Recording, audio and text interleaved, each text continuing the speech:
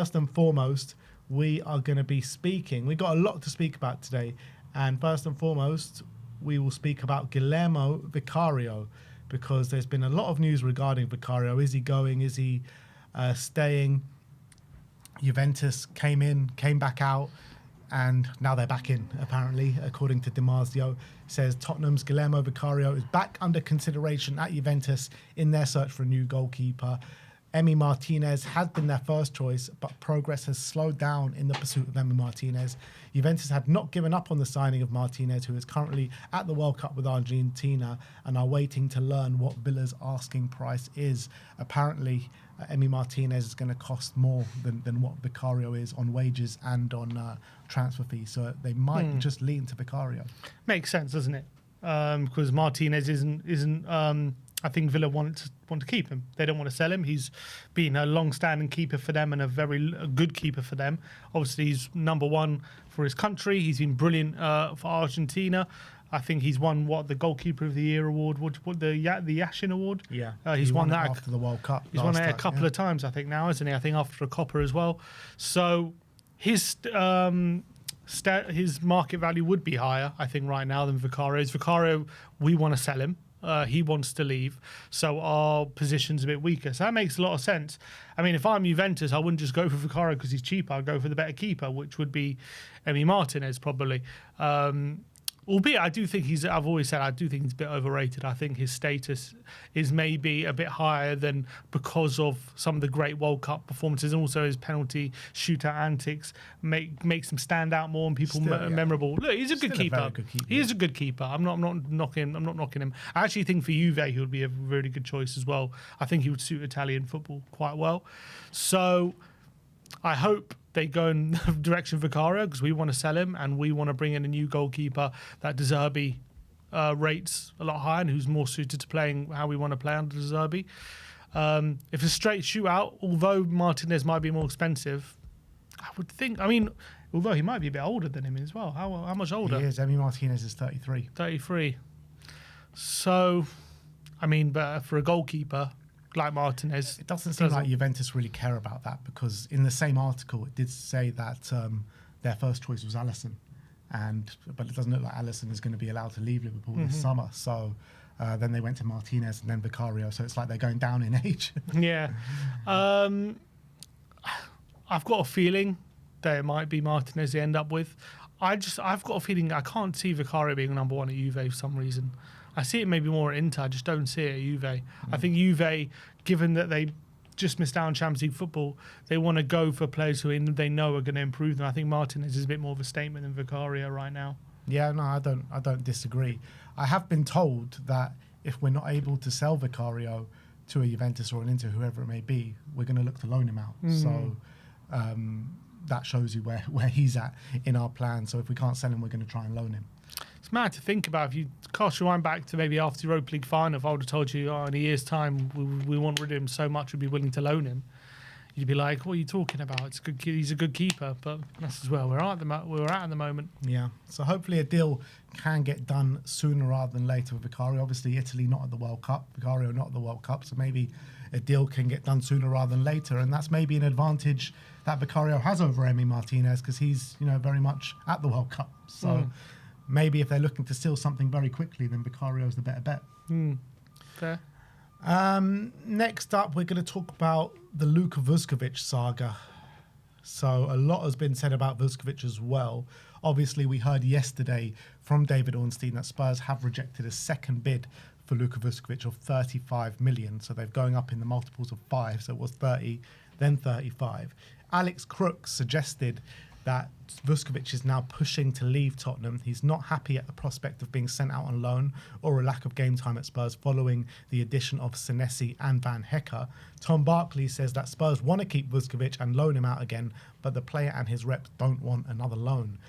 But Simon Stone has said no immediate plans for Brighton to come back in for another bid for Luka Vuskovic after the arrival of after the Van Hecke deal. So how is this going to progress? It sounds like Vuskovic wants out. He wants to start somewhere. He doesn't want another loan. He wants to start building his career on a kind of permanent basis.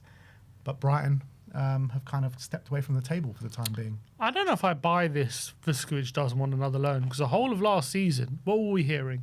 He wants to go back to Hamburg. Exactly. He didn't want to go there permanently. He wants to go there on loan to play with his brother. So the fact that... Maybe that was a special case, though, because he wants to play with his brother. Yeah, I don't buy that. I mean, I understand that it is specifically he wants to go to Hamburg only to play with his brother, and it's an opportunity for him.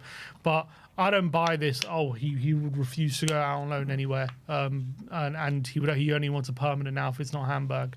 I don't buy that. I think preferably, given the fact that he's been on loan for 3 years, and I do think, considering how well he's done, going every season, new teammates, new dressing room, new manager, new environment. It's not easy, right? You want to be a bit more settled. I think every player, no player's dream is to be on loan every single year, is it? They want to find a home. They want to find a club that is theirs, and they want to find a club they can build something with. And I think Vuskovic, ideally wants that. At the moment, he's 19, so I don't know if he's maybe he is in a rush for that, but I would say at 19, you've still got so many years ahead of you. There's no need to rush into anything right now when it comes to moving permanently. And I think another loan deal, even a multi-year loan deal, would make a lot of sense right now for him and for Spurs if we could agree with someone. It doesn't have to necessarily be Brighton, but with a certain club.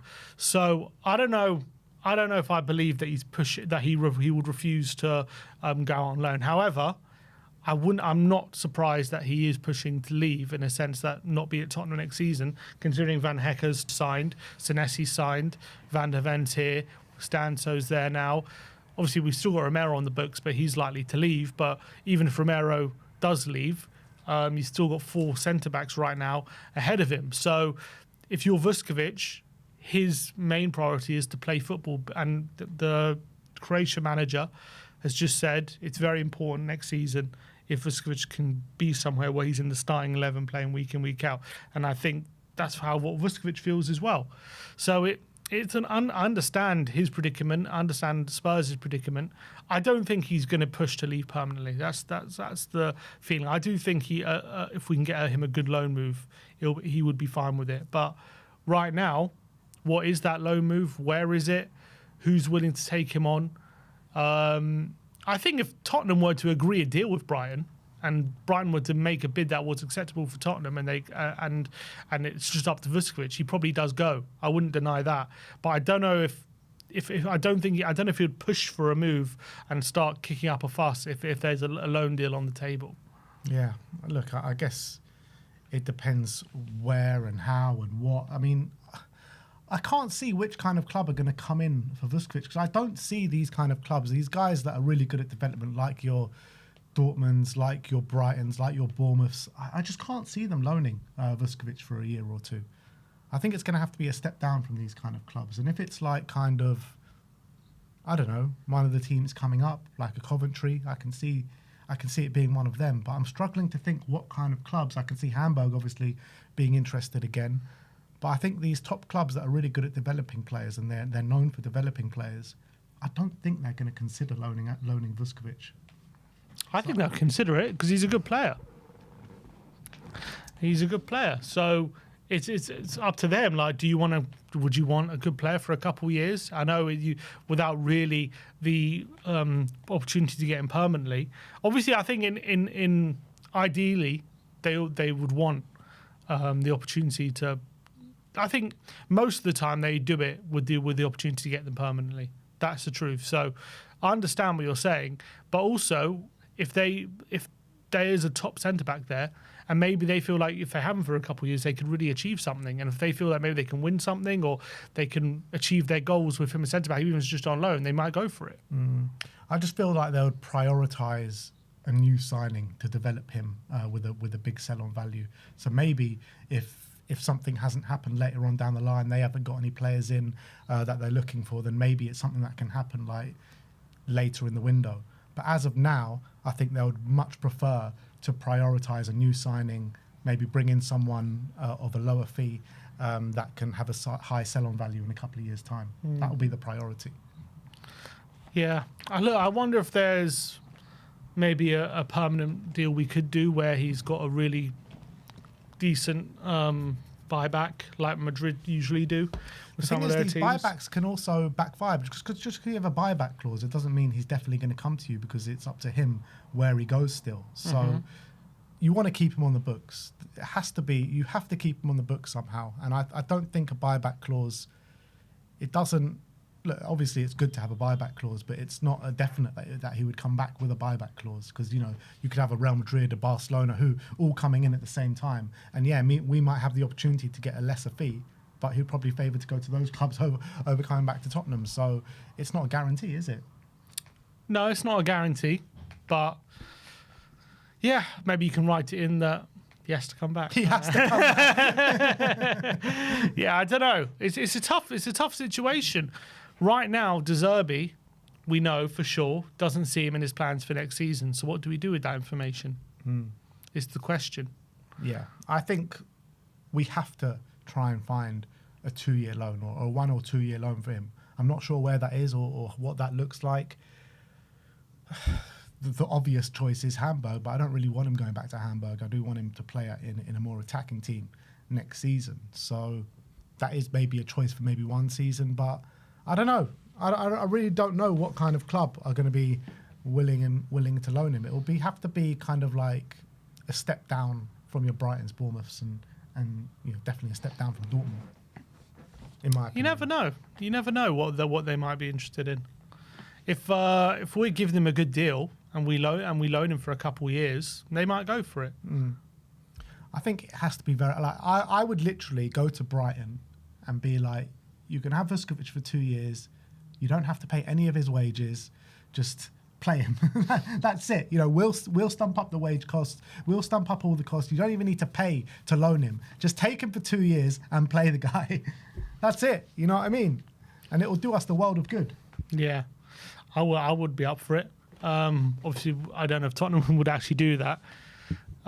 Or maybe just give him a really good rate when it comes to his wages. Obviously, we also really want him to sign a new deal because he's become a much better player from when we first signed him, and his wages should reflect that. Albeit he's not going to be in the Tottenham squad, and we're not going to benefit in the short term. He should get a new deal just to show how much we value him and how much we believe in him. We should give him that new deal, and hopefully give him a new deal.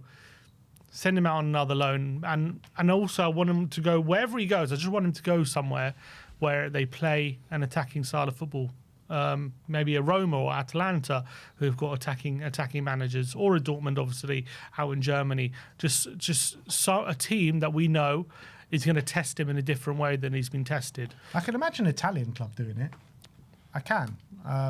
Obviously, money is not rife in the Italian game, and I can see definitely like a Roma potentially going for that. So maybe Roma, or just a tier below the top teams in Italy. That could actually work, I think. Or maybe a team in France. France is a very physical league, so like that could also test him quite well. Send him to Marseille. Maybe De Zerbi's got a few contacts there. Yeah, mate, I wouldn't mind that at all as well. So yeah, I think there's definitely options there that don't lead to him selling. But obviously, I also don't see many teams spending what we want for him right now, spending that fee. Well, yeah, the fee is looking like what they want, like 60 million or something. Brighton only willing to go up to 35. Who's going to pull it? Which I think, to be honest, is pretty fair right now. For a 19-year-old with... I'm not saying... obviously, we all believe in his talent and we all believe he could be a top centre-back. But right now, you have to say, with one good season ahead and behind him in the Bundesliga, then I think 35 million is probably, at 19, is pretty fair price. I don't think it's... a lot of people saying it's derisory. I think it's because what we see of in the future. But I think right now, what his value is, I think it's pretty fair. I think it's a fair price for the buyer, but I don't think anyone at Tottenham would sanction a move for that, and I don't think any fan would see that as a good deal. No, because 35 million.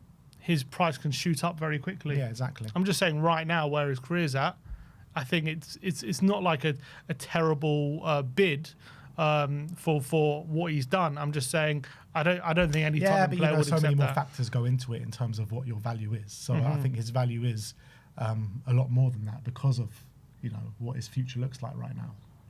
Potentially more than that, I would say. But look, that's the news on Luka Vuskovic. Some reports saying he's pushing to leave. He doesn't want to go out on loan. But Simon Stone, the most reliable one, saying that Brighton have left the table, the negotiating table for Luka Vuskovic. So that's a bit of a positive.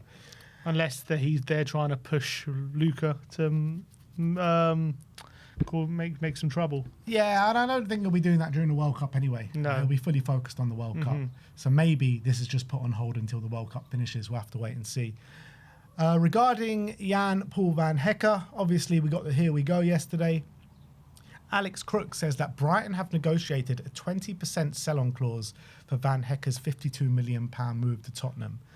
And Ben Foster has said that Simon Jordan got a text off Daniel Levy last night saying that Brighton have pulled Tottenham's pants down by managing to get 52 million for Paul van Hecke.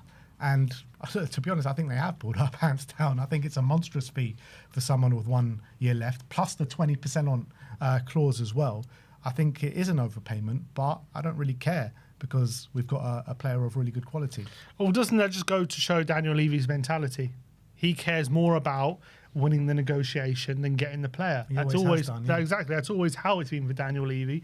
So if he overpaid for a player, or if he walked away from a deal, he would take more pride in that than if we ended up getting the player that the manager really wanted. And right now, yes, we overpaid.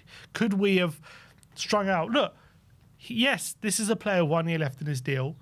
And we could have waited for him to run out of contract and sign him because he's going to refuse to sign. But a year's a long time in football. A lot can change in a year. If also, what signal does that send to Van Hecke if we don't spend the money now and wait? How much do we actually really want him? How much do we think he can make a difference right away if we say, no, you know what, we're going to wait because we don't want to spend the money right now? Well, the big example of exactly what you're saying is that Liverpool, with 1 year left on Guehi's deal, agreed a fee with Palace for 30 million. That didn't get over the line for one reason or another because I think it was on deadline day and I think they ran out of time or whatever happened. And then Man City went and signed him for 20 million in January. Exactly. So it was all set, that Guehi deal to Liverpool, and then he ends up going to sign for Man City, one of their biggest rivals in the Premier League. So, but in terms of the price alone, like they were willing to sell Guehi for 30 million with 1 year left. Van Hecke's 52 million. I mean, that is. Was it 30? I thought it was like 40, wasn't it? It was 30. I just looked it up. 30 million. Yeah. Look, we have overpaid. I'm not sitting here denying that. I think we could have probably got him for cheaper if we played a bit more smartly. And I think Brian will probably be really happy with the fee. But at the end of the day, we've got him in very early. We've got him over the line. And that's the most important thing. If you pay the extra 10 million to make sure you get ahead of the competition and make sure you get that deal done, how many times have we said it? If you leave the deal open, you're leaving it to be hijacked and pounced. If you pay the fee, then that's what you're paying for. You're paying a premium to get rid of the headaches and get to lessen the risk of anyone hijacking the deal. So, look, at the end of the day, I don't really care what Daniel Levy thinks. He's fumbled enough deals in our career, in our lifetime. He cares more about winning the negotiation than he's ever cared about getting what's right for the football club and getting the right player in.